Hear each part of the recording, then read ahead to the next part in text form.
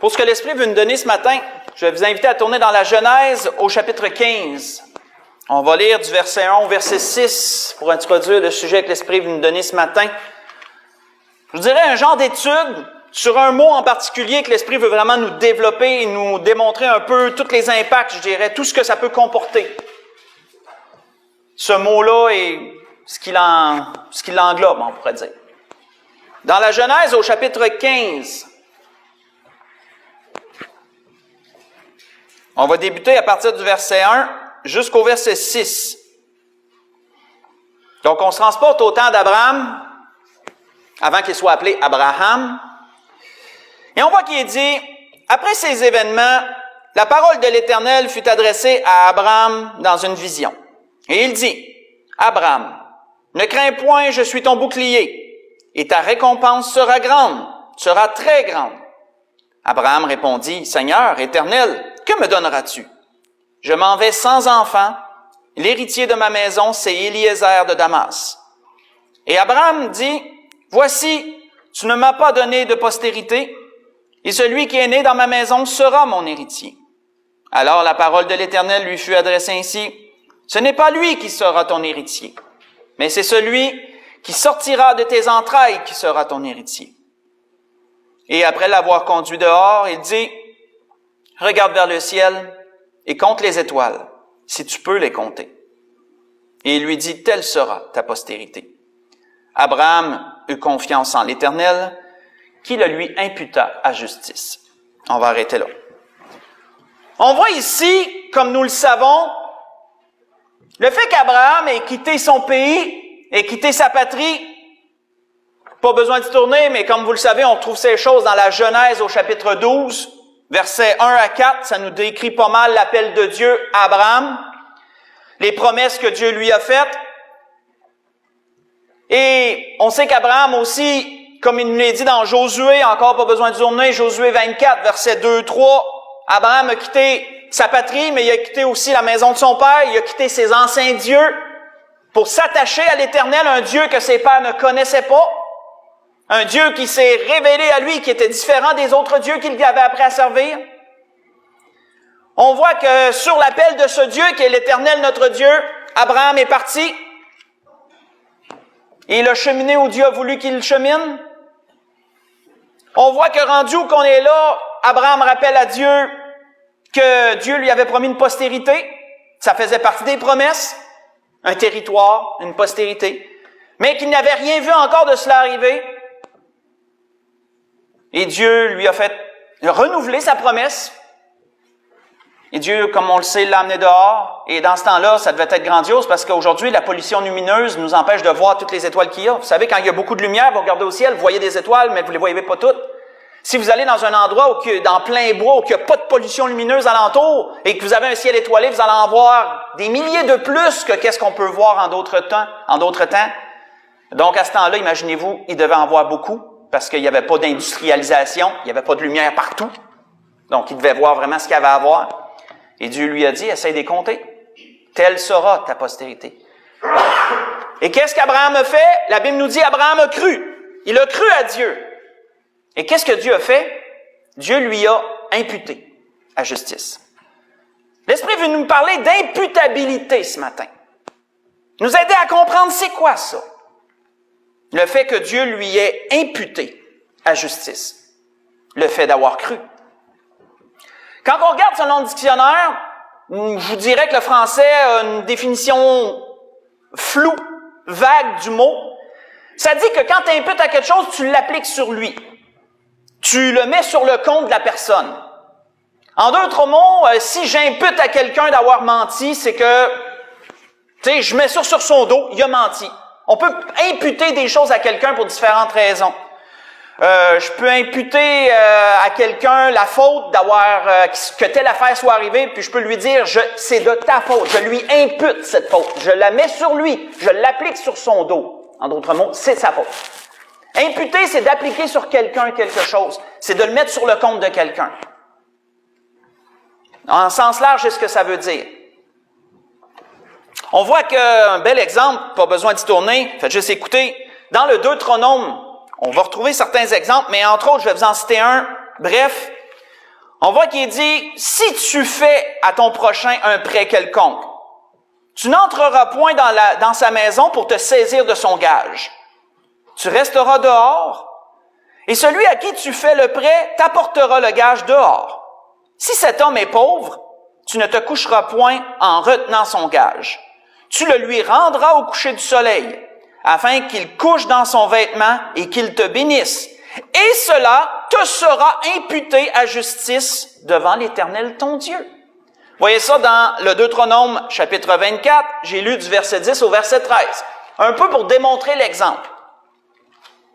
Donc, si tu fais cela, si tu te souviens du pauvre, puis que tu n'es pas extrêmement dur sur lui parce qu'il est pauvre, mais Dieu va te l'imputer.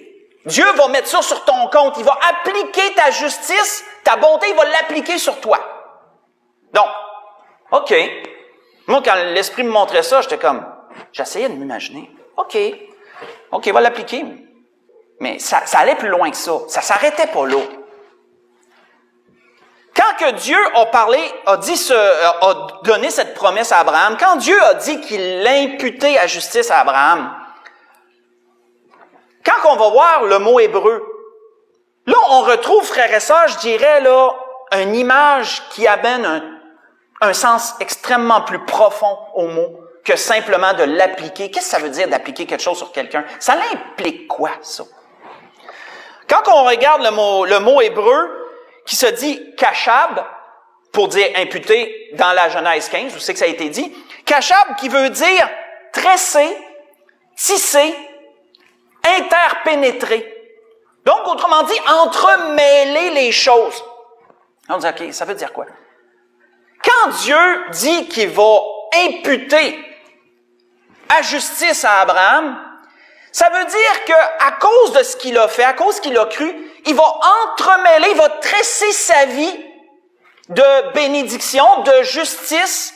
Autrement dit, son choix va impacter le restant de sa vie. Il va se retrouver des bonnes choses à travers sa vie qui remontent toujours au choix qu'il a fait au départ. Je ne sais pas si je suis clair.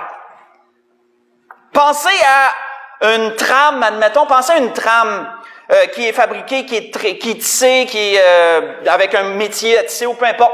Ça part d'un fil, les fils sont très longs, puis les fils sont ajoutés, c'est tissé, les fils sont ajoutés, mais peu importe que le fil soit là, ils partent là, puis ils reviennent là dans la trame, mais si vous suivez le fil, il y a un départ, le fil. Il est tressé, il est entremêlé, il est interpénétré dans toute la trame en question. Ben, c'est ce que la pensée du mot imputer implique. Donc, on peut voir que c'est un peu plus clair de dire, je vais juste l'appliquer sur la personne. Ça implique quoi d'appliquer sur la personne? Ça implique que sa vie au complet va être impactée par le choix. Tout va être tressé à partir de là. L'apôtre Paul, qui a repris l'exemple d'Abraham et qui a repris surtout ce mot, en a parlé largement. Allons voir ce qu'il a dit. Tournons dans Romains chapitre 4. Tournons dans Romains chapitre 4. Allons voir ce qu'il a dit. Et là, on va faire un peu de lecture. Parce que l'apôtre Paul a tellement dit ce mot de foi dans ce chapitre-là, il a tellement développé cette pensée-là, qu'on va lire le chapitre en entier, ben j'ai essayé de départager, puis j'ai essayé de dire, OK, on arrête tout, on recommence où, puis non, le Seigneur m'a dit, regarde, on lit. Donc, dans Romains 4, à partir du verset 1, l'apôtre Paul reprend ce qu'on a lu là, dans la Genèse, et la promesse que Dieu a faite, et ce que Dieu a dit qu'il ferait. Et il est dit, que dirons-nous donc qu'Abraham, notre père selon la chair, a obtenu? Si Abraham a été justifié par les œuvres, il a sujet de se glorifier, mais non devant Dieu. Car que dit l'Écriture? Abraham crut à Dieu, et cela lui fut imputé à justice. Quand la Bible nous dit, juste une parenthèse rapide, là, quand la Bible nous dit à justice, ça veut dire selon la justice de Dieu, selon la chose auquel il a fait. Parce qu'il a cru, Dieu prend ce fait-là, prend cette action-là, et selon sa justice à lui, ils vont imputer en fonction de cela. Donc, on voit que l'apôtre Paul dit, il récite un peu ce qui a été dit, que cela lui fut imputé à justice. Or, à celui qui a fait une œuvre, le salaire est imputé, non comme une grâce, mais comme une chose due. Et à celui qui ne fait point d'œuvre, mais qui croit en celui qui justifie l'impie, sa foi lui est imputée à justice. De même, David exprime le bonheur de l'homme à qui Dieu impute la justice sans les œuvres, en disant « Heureux ceux dont les iniquités sont pardonnées et dont les péchés sont couverts. Heureux l'homme à qui le Seigneur n'impute pas son péché. » Ça, on va y revenir plus tard. Pas là, mais on va revenir à David, ce qu'il a dit plus tard. Ce bonheur n'est-il pas pour les circoncis ou est-il également pour les incirconcis? Car nous disons que la foi fut imputée à justice à Abraham. Quand donc lui fut-elle imputée? Était-ce après ou avant sa circoncision? Il n'était pas encore circoncis, il était incirconcis. Et il reçut, le signe de la circoncision comme sceau de la justice qu'il avait obtenu par la foi, quand il était incirconcis, afin que le Père de tous les incirconcis qui croient, afin d'être le Père de tous les incirconcis qui croient, pour que la justice leur soit aussi imputée. Et le Père des circoncis, qui ne sont pas seulement circoncis, mais encore qui marchent sur les traces de la foi de notre Père Abraham quand il était incirconcis. En effet, ce n'est pas par la foi que l'héritage du monde a été promis, par la loi que l'héritage du monde a été promis à Abraham ou à sa postérité. C'est par la justice de la foi. Car si les héritiers le sont par la loi, la foi est vaine et la promesse est annulée.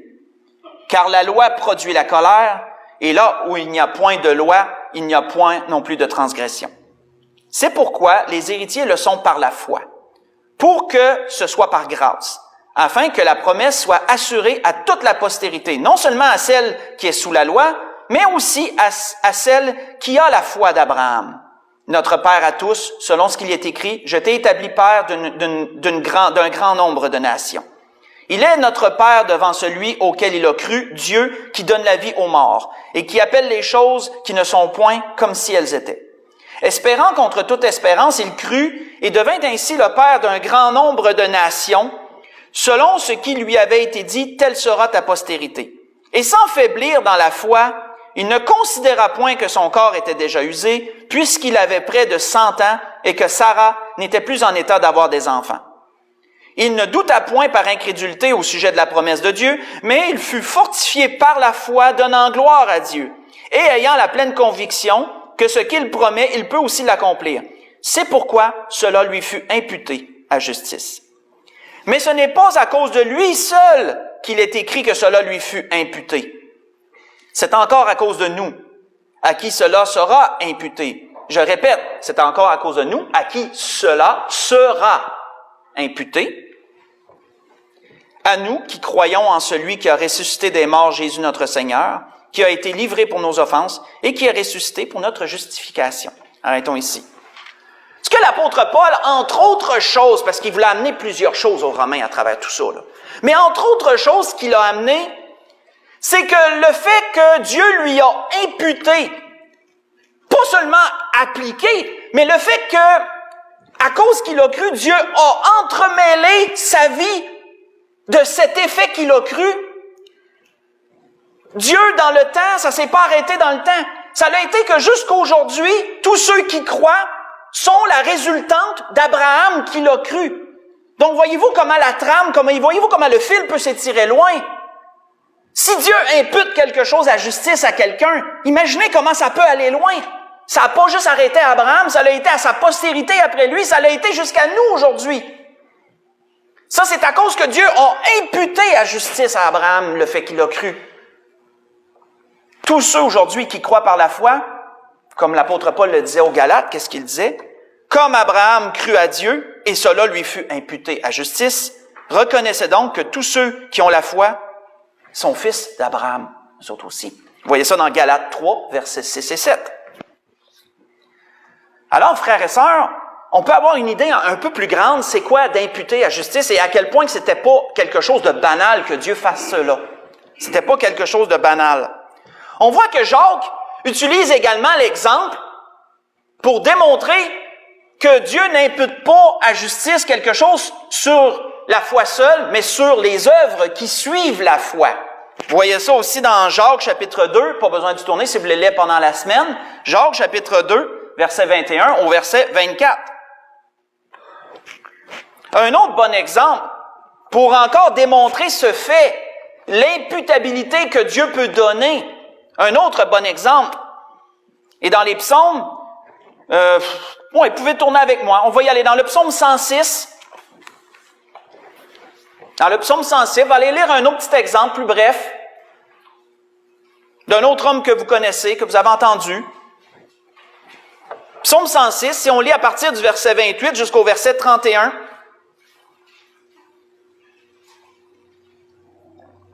on voit qu'entre autres choses, David parle de son peuple, le peuple d'Israël, et il dénote beaucoup, entre autres, de fautes au peuple.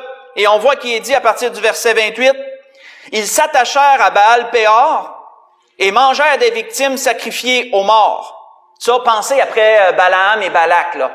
Après ça, là. Après cet épisode-là. « Et une plaie fit irruption parmi eux. Ils irritèrent l'Éternel par leurs actions, et une plaie fit irruption parmi eux. Phiné se leva pour intervenir, et la plaie s'arrêta. Et cela lui fut imputé à justice de génération en génération pour toujours. » Arrêtons là. Quand nous relisons, frères et sœurs, ce qui est arrivé, si vous voulez les lire pendant la semaine, dans les Nombres 25, versets 10 à 13, si vous voulez aller le relire pendant la semaine. Lorsque la plaie a démarré, lorsque la plaie a éclaté au milieu du peuple à cause de leur idolâtrie, et que là, personne ne faisait rien, puis que même un homme du nom de Zimri défiait tout le peuple en s'en allant avec une païenne dans la tente, pour faire ce que vous pouvez vous imaginer qu'il ferait, ben Phiné, lui qui a été scandalisé, il a pris sa lance, puis il est allé les tuer les deux, et la plaie s'est arrêtée. Et qu'est-ce que Dieu a dit? Il dit, parce que cet homme-là, parce que Phiné a été animé de mon zèle, il dit, je fais une alliance de paix avec lui. Il va servir pour toujours dans mon sacerdoce, lui et toutes ses générations après.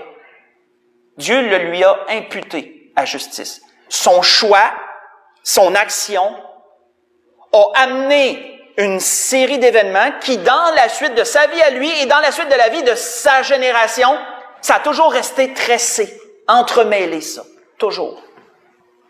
Dieu le lui avait imputé à justice, selon sa justice à lui. Alors, frères et sœurs, quand Dieu impute quelque chose de bon à justice, c'est merveilleux pour la personne à qui ça lui est imputé, n'est-ce pas? C'est merveilleux. Parce que c'est la bénédiction au cours de sa vie à cause du choix qu'il a fait.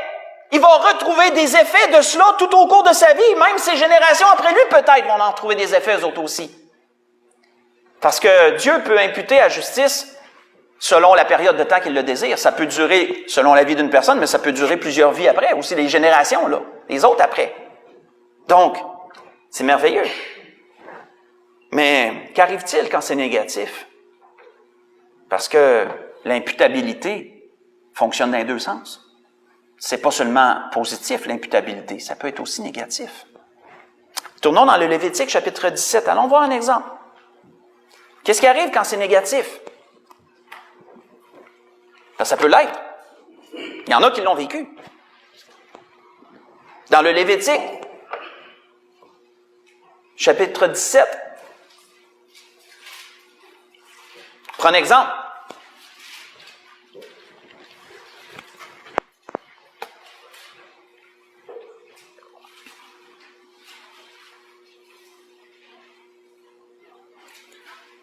On va lire du verset 1 au verset 5. On voit qu'il est dit, l'Éternel parle à Moïse et dit, parle à Aaron et à ses fils et à tous les enfants d'Israël, et tu leur diras, voici ce que l'Éternel a ordonné. Si un homme de la maison d'Israël égorge dans le camp, ou hors du camp, un bœuf, un agneau ou une chèvre, et ne l'amène pas à l'entrée de la tente d'assignation pour en faire une offrande à l'Éternel devant le tabernacle de l'Éternel, le sang sera imputé à cet homme. Il a répandu le sang, cet homme-là sera retranché du milieu de son peuple. Là, on se demande, ben oui, ça veut-tu dire qu'il n'a pas le droit de manger? Il n'a pas le droit d'égorger un animal pour manger à toutes les fois qu'il égorge un animal? Lisons la suite. La suite explique. Là. La suite explique. On voit qu'il est dit au verset 5, « C'est afin que les enfants d'Israël, au lieu de sacrifier... » Ah, OK, là, on parle de sacrifice quand ils faisaient ça, là. Les enfants, au lieu de sacrifier leurs victimes dans les champs, les amènent au sacrificateur devant l'Éternel, à l'entrée de la tente d'assignation,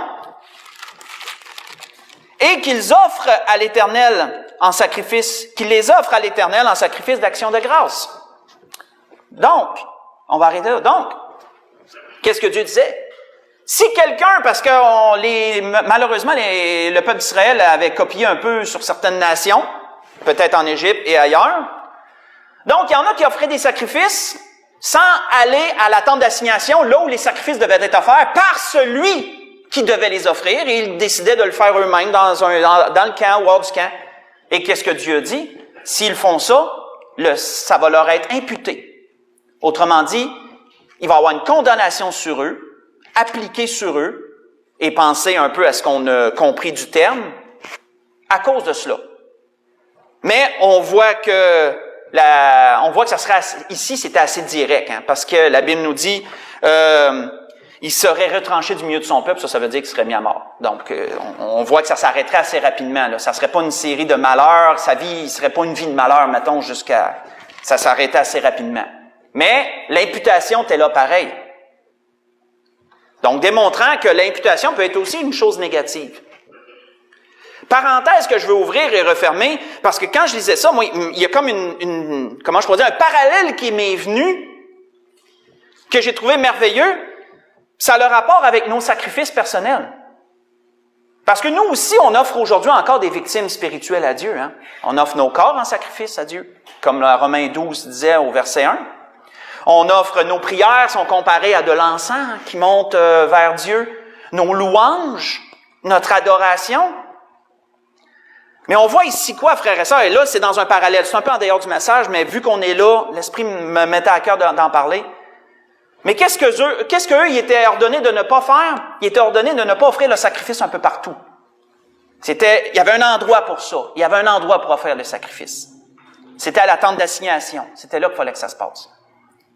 Mais je trouve que c'est un beau parallèle spirituel aujourd'hui pour tous ceux qui, malheureusement, croient, encore aujourd'hui à tort, qu'on peut servir Dieu chacun chez nous, puis offrir nos louanges à Dieu chacun chez nous, puis qu'on doit pas se réunir, puis que les églises sont pas nécessaires.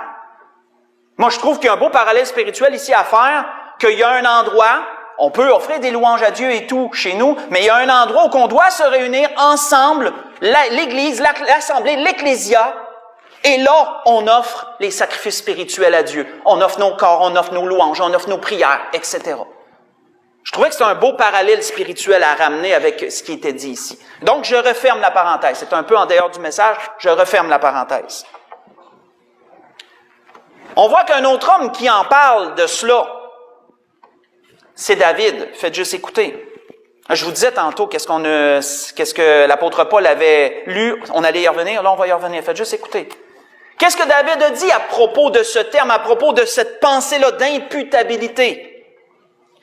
David dit, « Heureux celui à qui la transgression est remise, à qui le péché est pardonné. Heureux l'homme à qui l'Éternel n'impute pas l'iniquité, et dans l'esprit duquel il n'y a point de fraude. Tant que je me suis tu, mes os se consumaient, je gémissais toute la journée. Car nuit et jour, ta main s'appesantissait sur moi. Ma vigueur n'était plus que sécheresse, comme celle de l'été. Je t'ai fait connaître mon péché, je n'ai pas caché mon iniquité. J'ai dit, j'avouerai mes transgressions à l'Éternel, et tu as effacé la peine de mon péché. Qu'ainsi tout homme pieux te prie autant convenable. » Ce que je vous ai lu, c'est dans le Psaume chapitre 32. J'ai lu du verset 1 au verset 6. David avait raison, frères et sœurs, de dire « Heureux l'homme à qui Dieu n'impute pas son péché. » Parce que David, on sait que ça a leur référence avec le péché qu'il a commis avec Bathsheba, tout ce qui entoure ça, ça a leur référence à cela. Pourquoi David dit ça? Parce qu'il a su c'était quoi, frères et sœurs, que Dieu impute l'iniquité. Quand David a caché sa faute pendant plus d'1 an et que finalement son prophète, Nathan, a été envoyé vers lui pour lui donner l'histoire de la brebis puis de l'homme riche qui voulait manger puis qui a pris la brebis de l'homme pauvre, etc., pour un peu lui amener, regarde David, c'est toi cet homme-là, là. C'est toi qui as fait ça. Là, il s'est passé ce que David a dit dans le psaume 32. Là, il a confessé son péché. Mais c'était pesant, jusque-là, c'était pesant dans lui, mais là, il l'a confessé. Là, il a dit, pardonne, pardonne, j'ai transgressé, pardonne. Qu'est-ce que Dieu a dit, frères et sœurs? Et là, on parle d'imputabilité. Qu'est-ce que Dieu avait dit à David? Faites juste écouter toujours. Je vais vous dire les versets ensuite. Dieu avait dit à David, « Pourquoi donc as-tu méprisé la parole de l'Éternel en faisant ce qui est mal à ses yeux? Tu as frappé Uri de l'épée Uri le Hétien. Tu as pris sa femme pour en faire ta femme. Et lui, tu l'as tué par l'épée par les fils d'Amon. Maintenant, l'épée ne s'éloignera jamais de ta maison. » Là, voyez-vous, frères, ça, on parle d'imputabilité. Là. Autrement dit, du choix qu'il avait fait, sa vie serait entremêlée, tressée de résultantes du choix qu'il avait fait. L'épée ne quittera jamais plus ta maison. On voit par la suite quoi? Ainsi parle l'Éternel, je vais faire sortir de ta maison le malheur contre toi. Je vais prendre sous tes yeux tes propres femmes pour les donner à un autre qui couchera avec elle à la vue de ce soleil. Pensez à son fils Absalom. Quand il a trahi son père, qu'est-ce qu'il a fait? Il a pris toutes les concubines de son père et il a couché avec toutes ces concubines-là sur le haut du château ou de la tour. En tout cas, il faudrait aller hurler. Puis, tout le peuple est en bas. Le peuple voyait pas ce qui se passait en haut, mais je veux dire, c'était à la vue quand même du ciel qu'Absalom a fait ça. Et on voit que Dieu a dit quoi aussi? Il dit, car tu as agi en secret, et moi je ferai cela en présence de tout Israël à la face du soleil. Et David dit à Nathan, j'ai péché contre l'Éternel. Et Nathan dit, l'Éternel pardonne ton péché. Tu ne mourras pas. Voyez-vous, ça parle gros, là. Parce que, à ce temps-là, il était sous la loi de Moïse. Pour ce que David avait fait, c'était la mort. Même s'il était un roi, c'était la mort. Donc Dieu lui a pardonné, ça voulait dire quoi? Ça voulait-tu dire qu'il ne serait pas imputé rien? Non. Ça voulait dire qu'il ne mourrait pas. Tu mourras pas, c'est ton premier-né qui a été issu de cette union-là qui va mourir. Mais dis-toi, tu mourras pas. Mais voyez-vous la série d'événements qui ont suivi la vie de David, mais Dieu a été quand même bon, parce que ça ne s'est pas transféré à ses générations, ce choix-là. Ça l'a arrêté à la vie de David. Une fois qu'il est mort, ça n'a pas continué chez ses enfants, ça. Même d'ailleurs, c'est Salomon qui a été choisi pour être le prochain roi d'Israël, avec la femme avec qui il avait fait ça. Donc, on peut voir que la bonté de Dieu a quand même agi à travers tout ça. Mais comprenons-nous, quand on considère le choix que David a fait, qu'on considère comment ça s'est entremêlé dans le restant de sa vie après, il y a eu des effets de ce choix-là pour le restant de sa vie, on peut comprendre quand David dit « Heureux l'homme à qui Dieu n'impute pas son péché. Hein? Heureux l'homme à qui ça n'arrive pas. » Ça met du poids, met beaucoup de poids, ça. Si vous voulez lire pendant la semaine, un autre bon exemple que vous pourrez aller voir, c'est dans le Deutéronome 21, versets 1 à 9, si vous voulez aller lire un autre exemple durant la semaine de cela. Et on peut comprendre pourquoi dans le Nouveau Testament, il y a des hommes qui ont vécu des choses, qu'on leur a fait des choses mal, puis ont prié Dieu de ne pas imputer cela à ceux qui lui ont fait du mal. Entre autres, Étienne, le martyr. Qu'est-ce qu'il a dit, Étienne, quand il a été lapidé par le peuple? Puis, s'étant mis à genoux, il s'écria d'une voix forte, « Seigneur, ne leur impute pas ce péché. » Et après ces paroles, il s'endormit, que la Bible dit, dans Acte 7, verset 60. On peut voir aussi l'apôtre Paul, quand il parlait à Timothée. Qu'est-ce qu'il a dit à Timothée à propos d'hommes qui l'avaient abandonné lorsqu'il aurait eu besoin d'aide? Qu'est-ce que l'apôtre Paul a dit? Il dit dans ma première défense, « Personne ne m'a assisté, mais tous m'ont abandonné, que cela ne leur soit point imputé. » disait-il. 2 Timothée 4, verset 16. Alors, comme nous le voyons, frères et sœurs, ce mot a du poids. Ce mot a beaucoup de poids. Il y a beaucoup de poids quand c'est pour le bien, quand c'est positif, mais ce mot peut avoir aussi beaucoup de poids quand c'est négatif. Et comme ça vient de Dieu, ça peut être soit court ou soit très long, d'un sens ou d'un autre. Dieu décidant de toutes ces choses. Mais l'imputabilité était ce dont l'Esprit voulait nous parler ce matin. Pour conclure sur une note positive, on va aller voir ce que l'apôtre Paul a rappelé aux Corinthiens sur cela, dans 2 Corinthiens 5. Et on va conclure là-dessus. 2 Corinthiens 5.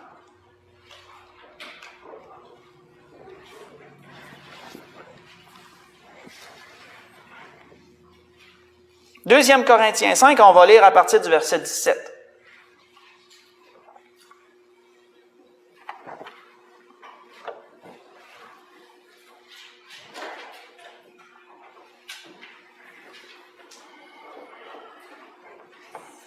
On voit qu'il est dit, si quelqu'un est en Christ, il est une nouvelle créature.